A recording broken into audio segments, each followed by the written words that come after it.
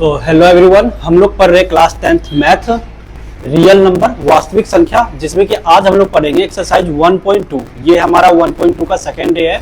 इससे पहले हम लोगों ने समझा था कि भाई अपरिमेय संख्या कैसे प्रूव करना है, तो इसी चैप्टर से रिलेटेड 2-4 क्वेश्चन और सॉल्व करेंगे और एनसीईआरटी का जो भी सवाल है उसे भी हम लोग सॉल्व करने वाले हैं। ठीक है, तो देखो लास्ट टाइम मैंने तुम लोगों को पढ़ाया था, क्या बताया था कि भाई हमें इस चैप्टर में क्या सॉल्व करना है। क्वेश्चन होगा कि proof that √2 is irrational number. Hindi में क्या रहेगा, सिद्ध कीजिए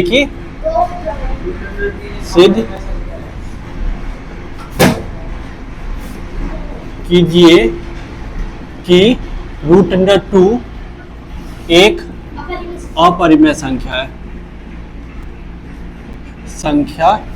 है। तो इस चीज में हमें 2-3 चीजों के बारे में पहले पता होना चाहिए। सबसे पहले हमें क्या पता होना चाहिए कि को प्राइम नंबर का क्या मतलब है, यानी कि सभाज्य संख्या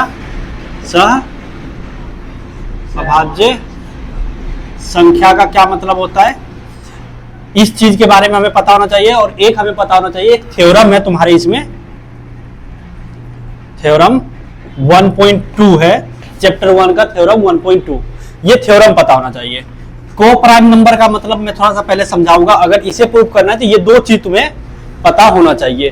को प्राइम नंबर का मतलब हुआ कि अगर मैंने कह दिया कि ए और बी को प्राइम नंबर है, तो मतलब ए और बी का कोई भी कॉमन फैक्टर नहीं होगा, यानी कि उभयनिष्ठ गुणनखंड नहीं होगा। भैया ये कॉमन फैक्टर क्या है, उभयनिष्ठ गुणनखंड क्या है। जैसे मैंने लिखा 4 और 6, तो 4 का जब मैंने गुणनखंड किया तो 2 गुना 2 आया, और 6 का किया तो 2 गुना 3 आया। तो इसमें और इसमें दोनों में कॉमन क्या मिल गया, 2। तो दोनों का कॉमन फैक्टर क्या हो गया, 2 हो गया। कॉमन फैक्टर क्या हो गया, कॉमन फैक्टर, यानी कि इसको कहेंगे उभयनिष्ठ गुणनखंड। 2 क्या हो गया, इन दोनों का कॉमन फैक्टर हो गया। मतलब 4 2 से भी डिवाइड हो जाएगा, 4 6 से भी डिवाइड हो जाएगा। तो इसका मतलब 4 और 6 को प्राइम नंबर नहीं है।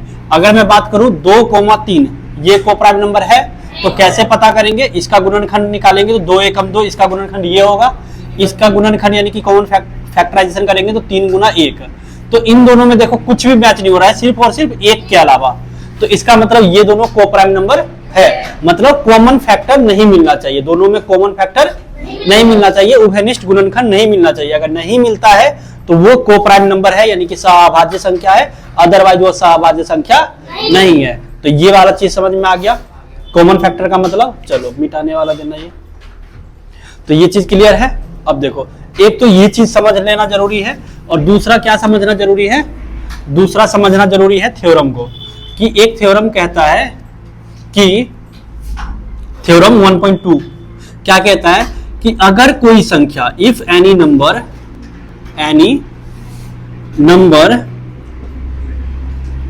p square is divisible bye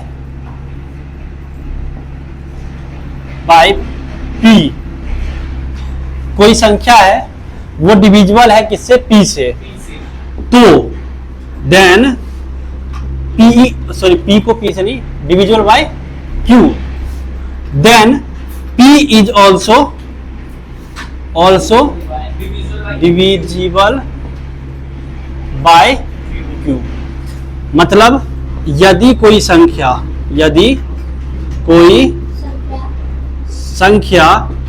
p square को q भाग देता है तो q p को भी भाग देगा। ठीक है, ये वाला थ्योरम तुम्हें पता होना चाहिए। मतलब मान लो कि p स्क्वायर को 3 से डिवाइड कर रहे हैं, तो हमारे पास कुछ भी आ रहा होगा यहाँ पे। पी स्क्वायर को अगर हम 3 से डिवाइड करें तो मान लो m आ रहा है, तो इसका मतलब हुआ कि हम p को भी 3 से डिवाइड कर सकते हैं। और यहाँ पे कोई ना कोई संख्या आएगा, कोई संख्या मेरे को पता नहीं है तो मैं n मान लेता हूँ। क्या मान लेता हूँ? n। ये वाला नहीं होगा, इसके अलावा कोई दूसरा होगा, है ना, तो इसीलिए n मान लिया। तो ये वाला बात मैं बता रहा था कि पी स्क्वायर को अगर 3 डिवाइड कर रहा है तो p को भी 3 डिवाइड करेगा। तो ये दो चीज तुम्हें पता होना चाहिए, कोप्राइम नंबर और एक थ्योरम 1.2। अब इसको हम बेस मानते हुए इस चीज को प्रूफ करेंगे, ठीक है। चलो मिटा दो इसे। अब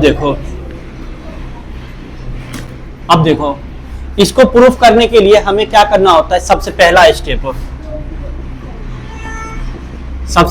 स्टेप क्या करेंगे हम लोग कि सबसे पहले जो दिया गया है उसको उल्टा करके मान लेंगे। क्या करेंगे? Let us assume √2 is rational number. यहां पे इरेशनल प्रूफ करने के लिए दिया था, हमने इसे रेशनल मान लिया। हिंदी में क्या लिखेंगे? माना कि √2 एक रेशनल नंबर यानी कि परिमेय संख्या है। लिख लिए इस चीज को। अब जैसे ही ये परिमेय संख्या हो गया यानी कि √2 बराबर हो जाएगा p बटे में q के, क्योंकि रेशनल नंबर जो होता है वो p बाई q के फॉर्म में होता है। अब p और q क्या होगा? p q is an integer number and pq is coprime number. pq integer भी है और pq क्या है? कोप्राइम नंबर है। pq is integer number comma pq is coprime number and q not equal to 0। q 0 के बराबर नहीं है। हिंदी में क्या लिख देंगे कि pq एक पूर्णांक संख्या तथा सअभाज्य संख्या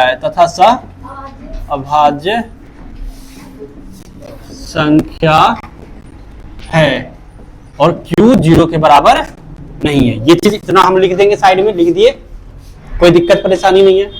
इतना करने के बाद तुम्हें क्या करना है? Squaring both side. क्या करना है? इतना करने के बाद ये तुम्हारा फर्स्ट स्टेप हुआ। माना कि ये परिमेय संख्या है तो परिमेय संख्या के रूप में इसे लिख दिया। स्टेप नंबर 2 में क्या करना है? स्टेप नंबर 2 में क्या करना है? स्क्वायर करना है बोथ साइड।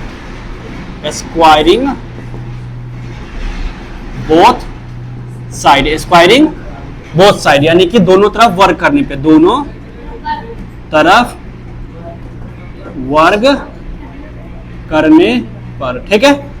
दोनों तरफ वर्ग करोगे तो √2 का वर्ग क्या हो जाएगा?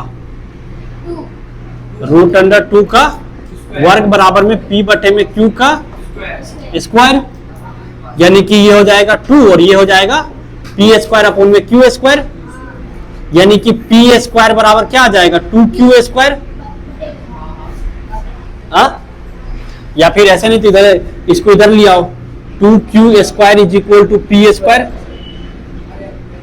है ना। यानी कि q स्क्वायर बराबर में p स्क्वायर बटे में 2। चलो अब इससे देख लो, p स्क्वायर डिविजिबल है 2 से। Therefore, according to theorem 1.2, theorem 1.2 के अनुसार p स्क्वायर अगर 2 से डिवाइड है तो p भी 2 से डिवाइड हो जाएगा। तो बस ये बात अब यहां लिखना है, p square is divisible by 2, then p is also divisible by 2, है ना। यदि p स्क्वायर 2 से भाग हो रहा है तो p भी 2 से भाग होगा। तो p भी 2 से भाग होगा तो अकॉर्डिंग टू किसके अकॉर्डिंग? थ्योरम 1.2 के अनुसार, है ना। ये ब्रैकेट में लिख दिया मैंने। यहां तक में कोई दिक्कत है तो बताओ। स्टेप 1 स्टेप 2 तो ये कर ही लोगे। अब जैसे ये डिवाइड है तो भाई p स्क्वायर p बटे में 2 होगा, तो p बटे में 2 क्या आएगा? अब p स्क्वायर बटे 2 q स्क्वायर था, तो p बटे 2 क्या आएगा? पता नहीं सर, कुछ भी आ सकता है। तो क्या मानू मैं? मुझे पता नहीं है ना क्या आएगा, तो मैंने m मान लिया है। इतना तक में कोई दिक्कत नहीं है। अब क्या करोगे, इसको इधर भेज दो। देखो यहां पे जो ये जो चीज आया ना तुम्हें, इसको पी स्क्वायर बराबर 2q स्क्वायर, इसको समीकरण 1 मान लो, ठीक है। अब ये जो चीज आया है तुम्हें, इसको इधर भेजो, ठीक है। इसको इधर भेजोगे तो 2m बराबर में psp। अब दोनों तरफ फिर से क्या कर दो, देखो देखो कोई बात नहीं है, स्क्वायरिंग बोथ साइड। तो यहां पे दोनों तरफ स्क्वायर करेंगे तो क्या जाएगा, 2m का स्क्वायर बराबर में p का स्क्वायर, यानी कि 2 दूनी 4 m स्क्वायर बराबर में p का स्क्वायर। यही आया ना। अब p के जगह पे मैं ये पुट कर सकता हूं, p के जगह पे तो वो होगा ना भैया, समीकरण 1 करोगे ना। हाँ ये देखो ना p, अच्छा ये हम नहीं भी करते ना तो कोई दिक्कत नहीं, हम डायरेक्ट यहां से p का मान समीकरण 1 में पुट कर लेते तो भी दिक्कत नहीं था। और यहां से अगर p स्क्वायर का मान यहां पे अगर समीकरण 1 में पुट कर दे तो भी कोई दिक्कत नहीं है। समझ रहे हो ये चीजें। देखो p स्क्वायर और यहां पे भी p स्क्वायर बराबर 2q स्क्वायर, p स्क्वायर बराबर 4m स्क्वायर। अगर ये लाइन नहीं भी लिखे तो भी हमारे लिए कोई दिक्कत नहीं है, तो मैं एक्स्ट्रा लाइन नहीं बढ़ाना चाहूंगा, इस लाइन को मिटा ही देता हूं। ये लाइन नहीं भी लिखेगी तो चलो, यहां तक हो गया ना। अब देखो p का मान 2m आया, तो p का मान समीकरण 1 जो हम लोगों ने यहां पे लगाया है इक्वेशन 1, इसमें पुट करने पे यहां कर देता हूं, चलो है ना। इसका p का मान समीकरण 1 में रखने पर, ठीक है। Put the value of p in equation 1। तो इक्वेशन 1 में जब पुट करेंगे तो हमारे पास क्या आ जाएगा, देखो तो 2q स्क्वायर बराबर में p के जगह पे क्या रखेंगे, p के जगह पे क्या रखेंगे, p का क्या मान आया है 2m, तो 2m रख दिया, और p का पावर था 2 तो p का पावर 2 कर दिया, है ना। अभी भी नहीं समझ में आ रहा है, अब आ रहा है ना। चलो तो यहां पे आ गया ये तुम्हारा 2q स्क्वायर बराबर में 2 दूनी 4m स्क्वायर, इससे ये कट गया, तो q स्क्वायर बराबर क्या आ गया 2m स्क्वायर, यानी कि q स्क्वायर बटा में 2 बराबर में m स्क्वायर। बस अब देखो यहां पे p स्क्वायर को भी 2 डिवाइड कर रहा है और q स्क्वायर को भी 2 डिवाइड कर रहा है। q स्क्वायर को भी 2 डिवाइड कर रहा है और p स्क्वायर को भी 2 डिवाइड कर रहा है, इसीलिए 2 pq को भी डिवाइड करेगा, p को भी करेगा और q को भी करेगा। चलो तो यही वाला लाइन, जो ये लाइन यहां पे हमने लिखा है p के लिए, वही सेम टू सेम लाइन यहां पे क्या लिख देंगे q के लिए। तो जगह तो मेरे पास बचा नहीं है, तो मैं इतना यहां करता हूं,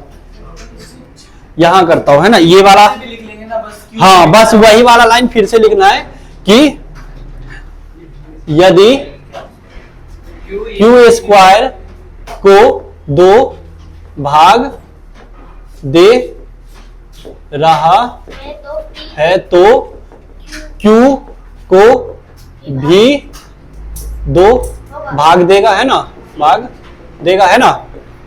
बस अब ये लाइन जैसे लिखे तो इससे क्या पता चला, इससे हमें क्या पता चला कि 2 जो है वो p को भी भाग दे रहा है और 2 q को भी दे रहा है। लेकिन हम लोगों ने माना था कि p और q क्या है, को प्राइम नंबर है। क्या माना था, ये को प्राइम नंबर है, यानी कि सहभाज्य संख्या, इसका कोई कॉमन फैक्टर नहीं है। लेकिन यहां पे क्या निकल के आया, कॉमन फैक्टर निकल के आया। तो अब ये लाइन ही बस तुमको यहां पे लिखना है। पहले इतना लिख लो, फिर मैं मिटा करके तुम्हें आगे का लिखवाता हूं, ठीक है। इतना पहले लिख लो, फिर इसके बाद का क्या लाइन लिखना है वो मैं बताता हूं। जल्दी जल्दी लिख लो।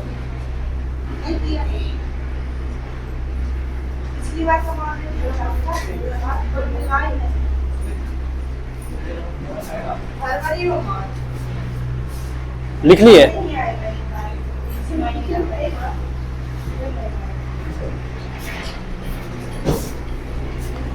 हो गया,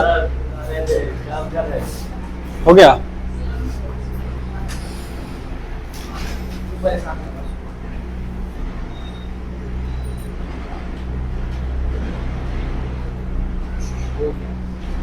इतना तक हो गया।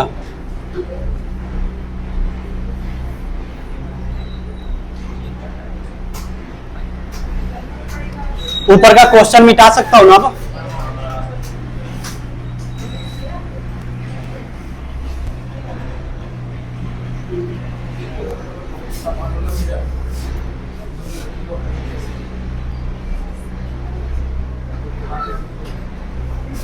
तो देखो यहां पे हम लोगों ने क्या लिख दिया, इसके बारे में लिख दिया कि if Q square is divisible by 2 then Q is also divisible by 2, है ना।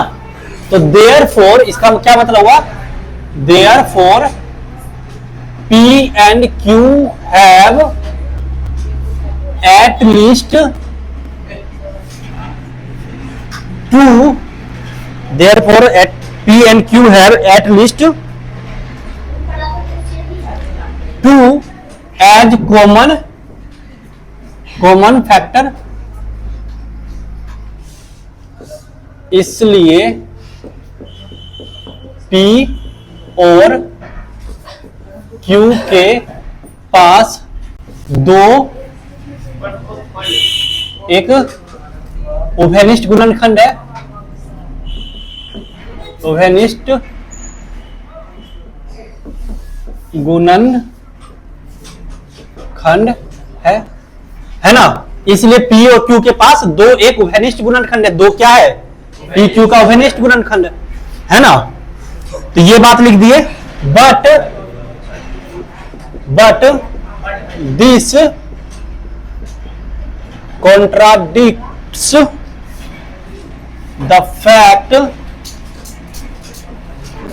this contradicts the fact that P and Q are co-prime। तो इसका क्या मतलब हुआ, लेकिन यह विरोधाभास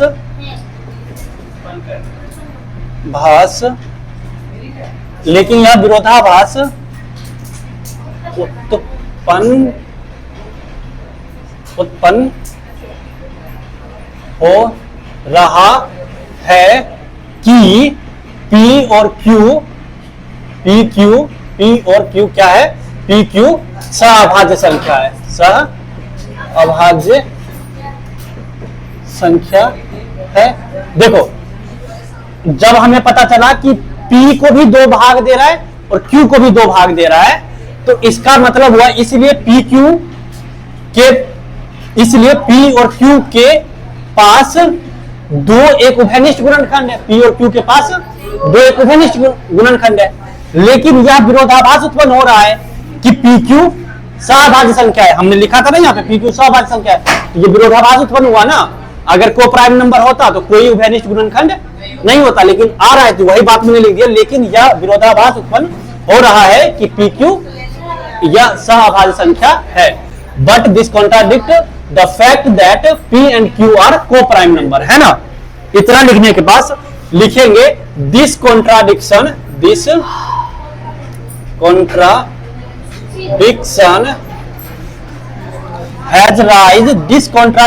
has rise due to, अरे ध्यान से देख लो इधर,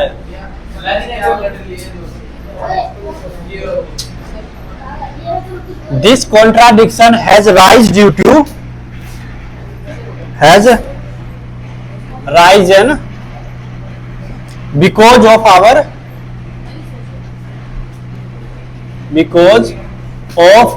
our wrong assumption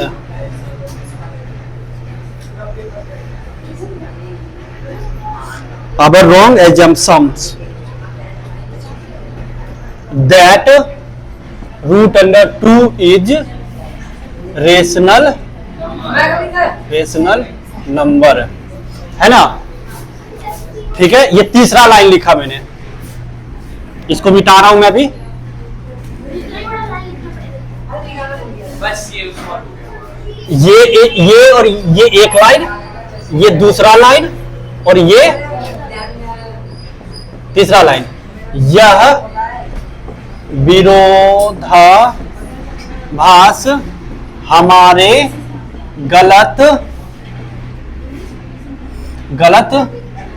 मानने के वजह से उत्पन्न हो रहा है कि √2 एक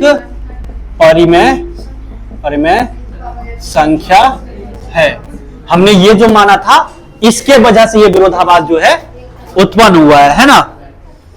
तो लास्ट में क्या लिख लेंगे, देयरफॉर, या फिर द कंक्लूजन क्या निकला लास्ट में कि भाई √2 क्या है, एक, इसलिए यहां पे लिख देंगे, इसलिए therefore √2 is a irrational number, इसलिए √2 एक अपरिमेय संख्या है,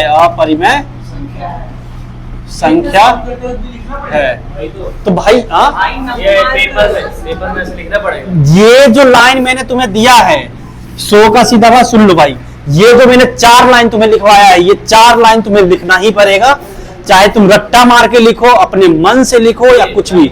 ये 4 लाइन, 1 2 3 4।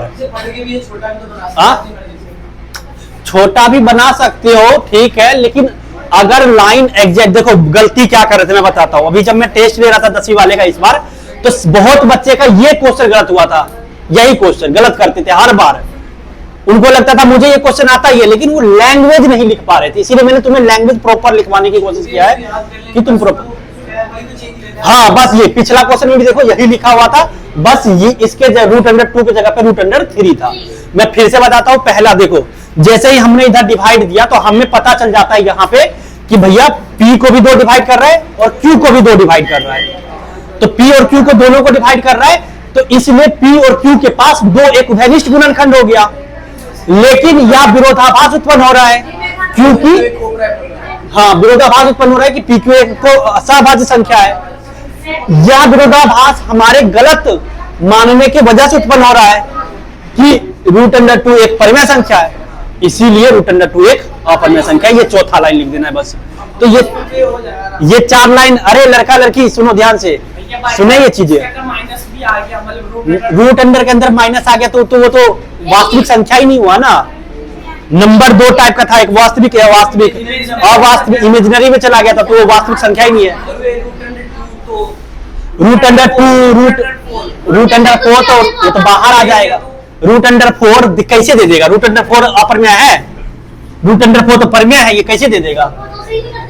ये तो परिमेय है ना, ये 2 बाहर आ जाएगा ना, ये तो अपरिमेय है नहीं। हाँ, √5 दे देगा, √7 दे देगा, √11 दे देगा, तो सेम इसी तरीके से करना है। लेकिन तुम्हारे पेपर में ज्यादातर आता है √2, √3 और √5। अब नहीं तो इसके अलावा अभी और 1-2 टाइप का और क्वेश्चन करवाऊंगा। ये समझ में आ गया? अब तो कर लोगे। स्टेटमेंट बस तुम्हें याद करना है। पहला स्टेटमेंट देखो, यहां तक पहुंचे तो पता चला कि 2 जो है P को भी भाग दे रहा है, 2 जो है Q को भी भाग दे रहा है। जैसे ही हमें ये पता चला तो हम एक लाइन लिखेंगे। क्या लाइन लिखेंगे? कि P और Q इसलिए P और Q के पास 2 एक उभयनिष्ठ गुणनखंड है, लेकिन यह विरोधाभास उत्पन्न कर रहा है। लेकिन ये क्या कर रहा है? विरोधाभास उत्पन्न कर रहा है कि PQ सहभाज्य संख्या है। यह विरोधाभास हमारे गलत मानने की वजह से उत्पन्न हो रहा है। 2 एक अपरिमेय संख्या है, इसीलिए 2 एक अपरिमेय संख्या। बस ये 4 लाइन लिखना है। पहला, therefore PQ have at least 2 as a co-prime number, 2 as a common factor, but this contradiction the fact that P and Q are co-prime number. This contradiction has arisen because of our wrong assumption that √2 is rational number. फिर last में लिख देंगे therefore √2 is irrational number। ठीक है, ये 4 line तुम्हें जो है लिखना है, याद करना है, जो भी समझ लो। हाँ, ये 4 लाइन चेंज हो जाएगा। कब चेंज हो जाएगा? जब थोड़ा सा क्वेश्चन चेंज करके देगा।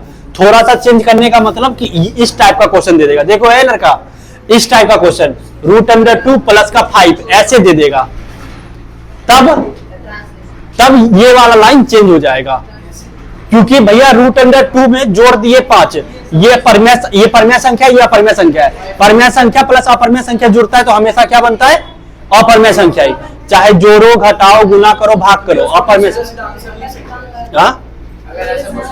ऐसा क्वेश्चन रहा तो हाँ सीधा सीधा ही लिखना पड़ता है कि हम जानते हैं कि √2 क्या है? अपरमेय संख्या है, क्योंकि हमने पीछे सोल्व कर रखा है, या फिर बुक में खुद दे देता है कि ये √2 अपरमेय संख्या है, तो सिद्ध कीजिए कि √2 प्लस 5 भी अपरमेय संख्या है।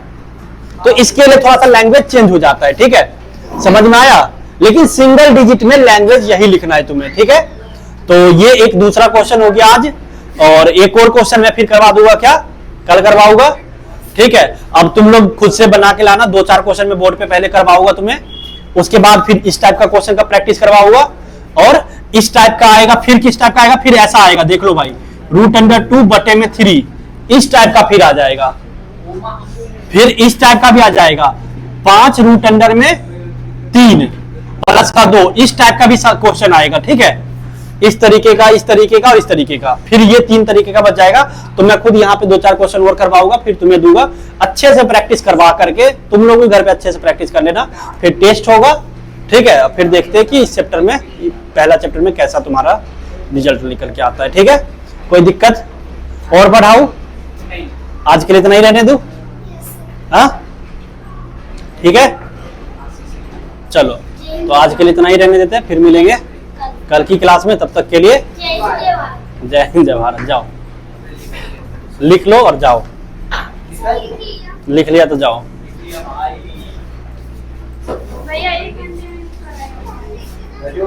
किसका?